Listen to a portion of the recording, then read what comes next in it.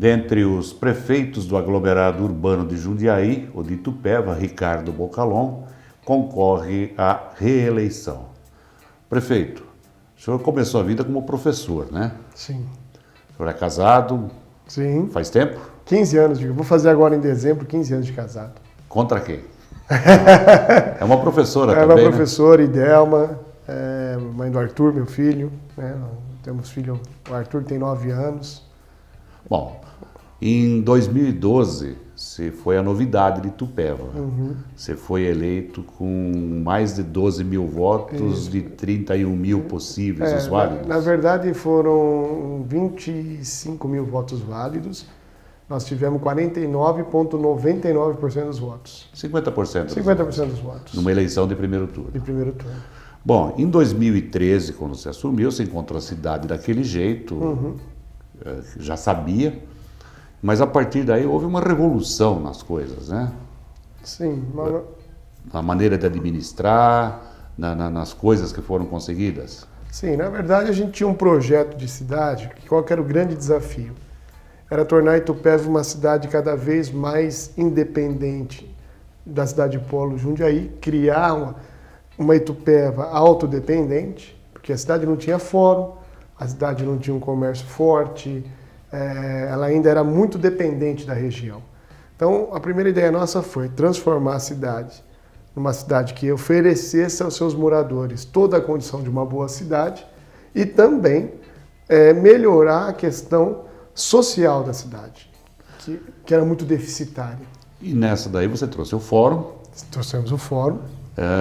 Tem também a questão dos empregos, conseguiu algumas coisas, aí, algumas indústrias. Nós trouxemos 36 empresas durante o mandato. Ou seja, praticamente uma empresa por mês foi instalada no nosso governo. E agora estamos fechando com chave de ouro, que agora em agosto inaugura a Bosch. Uma divisão da Bosch de Campinas, disputamos com Itatiba, disputamos com Indaiatuba, vai ser montada em Itupeva. Então vai gerar agora 500 empregos direto com essa nova divisão da Bosch que está chegando, que acho que fecha com chave de ouro. A gente traz uma grande multinacional para a cidade, uma grande vitrine, porque a Bosch é uma vitrine. Para o mundo, né? Para o mundo. E vai virar muitos olhos para Itupeva agora.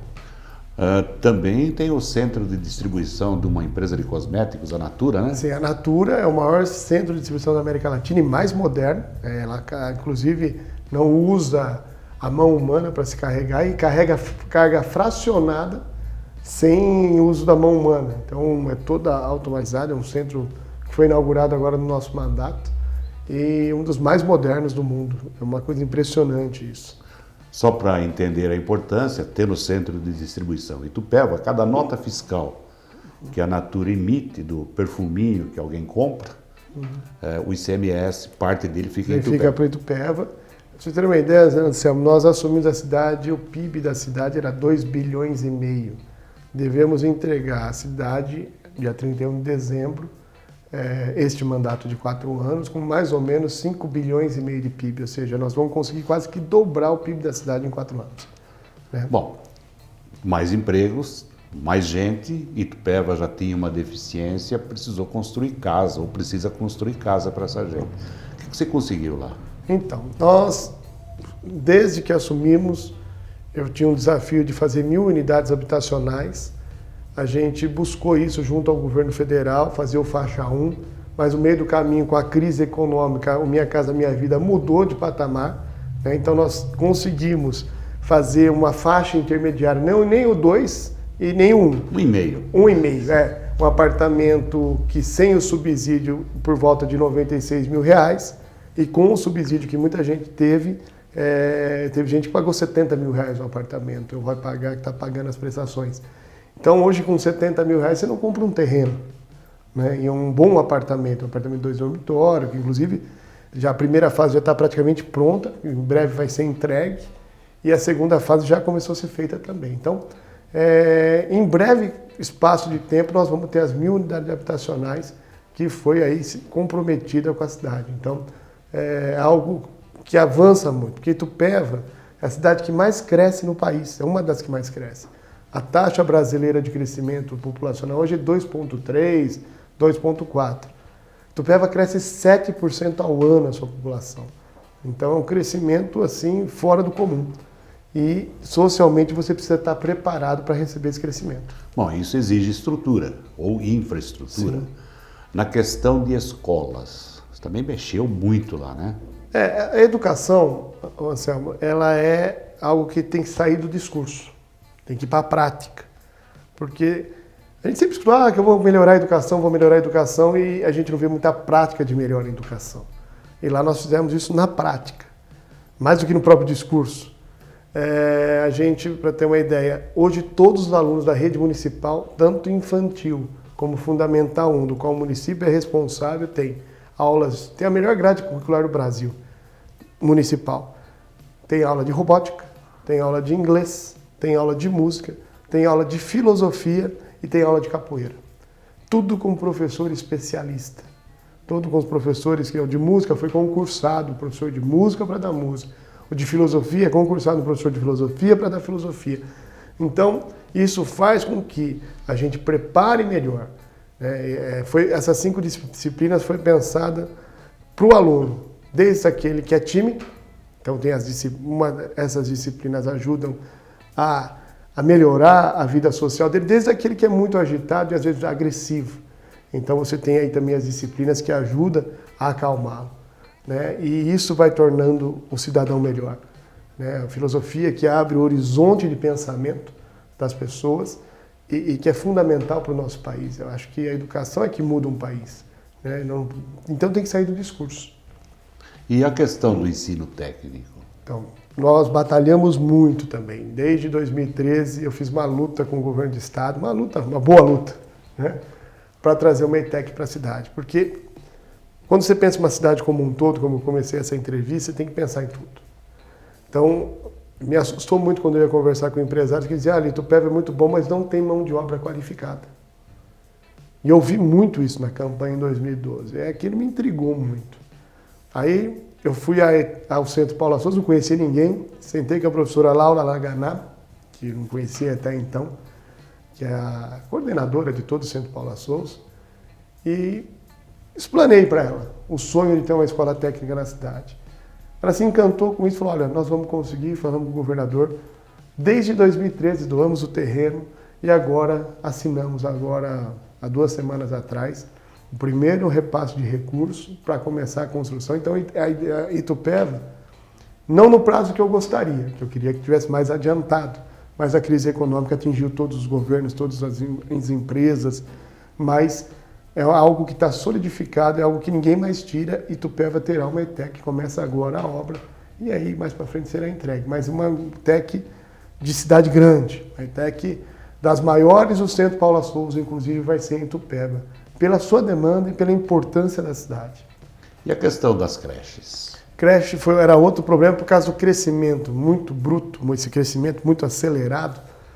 E crescimento, quando você aprova um loteamento, quando um governante aprova um loteamento, eles têm que entender que vai gerar demanda de creche, vai gerar demanda de escola, vai gerar demanda de UBS, vai gerar demanda de hospital, de exame. Por isso que a cidade precisa crescer planejada. E infelizmente Itupeva veio num boom de crescimento que a questão social não conseguiu acompanhar. E a creche, quando eu assumi, tinha 585 crianças em creche e tinha 1.400 crianças esperando vaga em creche. O triplo. O triplo. Eu tinha me comprometido em dobrar na campanha. Nós mais que dobramos já. Nós estamos com 1.300 crianças em creche hoje e temos hoje 600 crianças esperando creche. Eu acho que em 4 anos a gente não conseguiria zerar, tanto é que eu falei que ia dobrar, né? Mas isso foi um trabalho muito árduo, custoso, que nós tivemos que aumentar o salário do educador infantil, contratamos 120 novos educadores infantis, porque as creches eram ociosas, as que existiam, e eu entreguei 3 creches nesse mandato. Então, praticamente uma por ano, né? Para poder conseguir melhorar, não resolvi ainda, tem mais 600 crianças em fila, mas eu costumo dizer que nós geramos mais vaga em creche em 3 anos e meio do que foi gerado em 48 anos da cidade.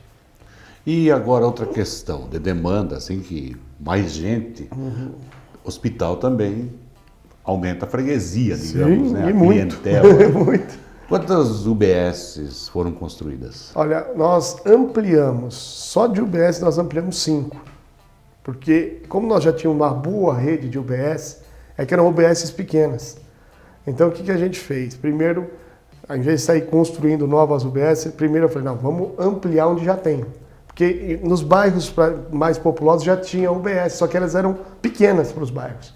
Então reformamos Vila São João, reformamos a UBS do Nova Montserrat, reformamos a UBS do Santa Fé, reformamos a UBS do Guacuri e agora estamos reformando e terminando de entregar do São Roque da Chave.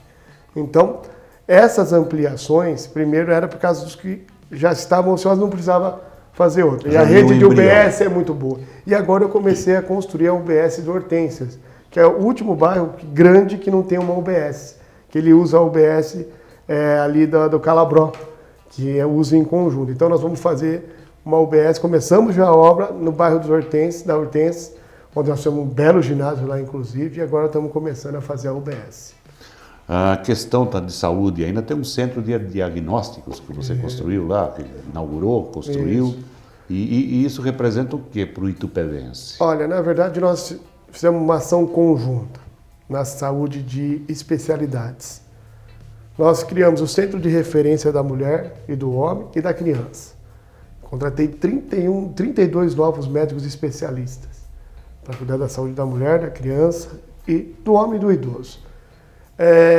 E não bastava só ter o médico, a gente precisa ter o exame. E aí nós fizemos o centro diagnóstico. E pusemos nesse centro diagnóstico um mamógrafo. Que a cidade não tinha mamógrafo, nós tínhamos mais de 300 mulheres na fila da mamografia. Fizemos uma força-tarefa, um exame tão importante para a mulher, a gente sabe da importância da mamografia. Fizemos uma força-tarefa e hoje, para você ter uma ideia, Anselmo, nesses 2 meses que foi inaugurado o centro diagnóstico, nós temos só mais 40 mulheres na fila.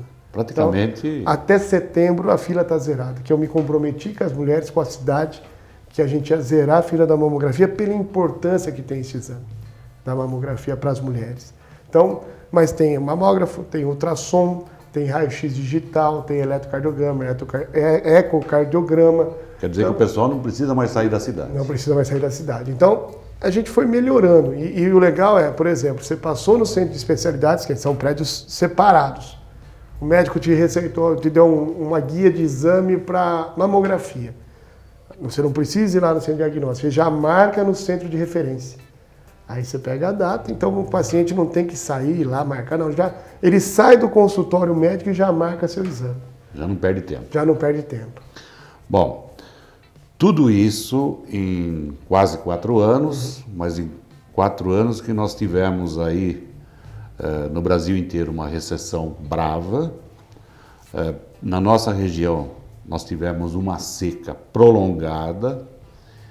E particularmente Itupeva foi premiada aí com algumas enchentes aí por conta do volume de água. Como é que se virou com tudo isso? Olha, foram 4 anos muito difíceis. Eu não tenho certeza que foi muito sofrido. Porque assim que a gente assumiu, a gente pegou uma crise que era a crise do passe de ônibus, que criou uma instabilidade política no país todo. Uma incerteza, uma desconfiança da classe política. Logo após a popularização das redes sociais, WhatsApp, Facebook, que se tornou algo muito rápido e às vezes também muito maldoso, né? Porque lá o cara escreve o que ele quer. É a fofoca, né? Então assim, pegamos isso. Aí em 2015 pegamos a maior seca da história do estado de São Paulo. Tivemos que trabalhar demais, Anselmo. Fomos nos açudes, nos laguinhos, nos lagos, de tudo quanto é proprietário de terra para interligar a nossa rede para não faltar água na cidade, e não faltou água em Itupeva. E não faltou. E não faltou água em Itupeva. Em 2014, após a seca, entramos na maior crise política a partir de novembro e dezembro de 2014, a maior crise política que esse país já viveu, uma crise bruta, eu costumo dizer, Anselmo, que foi uma crise atípica, diferente de todas que nós tivemos, porque ela foi muito rápida. Ninguém conseguiu se preparar, nem as empresas privadas, nenhum setor conseguiu estar preparado para essa crise. Porque eu costumo dizer que nós estávamos num pico de crescimento e parece que tiraram o chão puxaram e... Desligou o motor. Né? Desligou o motor e embicou e caímos de bico. Então, essa crise que nós estamos vivendo é uma crise tão atípica que não tem um setor nesse país que você sente e conversa e fala, olha, aqui está bem. Não tem um setor que esteja crescendo. E isso afetou muito a prefeitura e as prefeituras, os governos, né? Até o jogo do bicho está reclamando que caiu. Pode parecer brincadeira, mas o jogo do bicho caiu o movimento. Você vê onde chegou, né? Então, foi muito difícil administrar. Foi muito difícil a gente coordenar tudo isso, não deixar faltar serviço essencial, não deixar parar o hospital, cesta básica do funcionalismo, o salário do funcionalismo. Então, algo de muita dificuldade. E em 2016, agora, tivemos 2 tragédias naturais. Uma grande enchente, das maiores da história da cidade, e quando a gente estava recuperando a cidade, veio esse tornado que passou e arrasou uma parte da cidade também.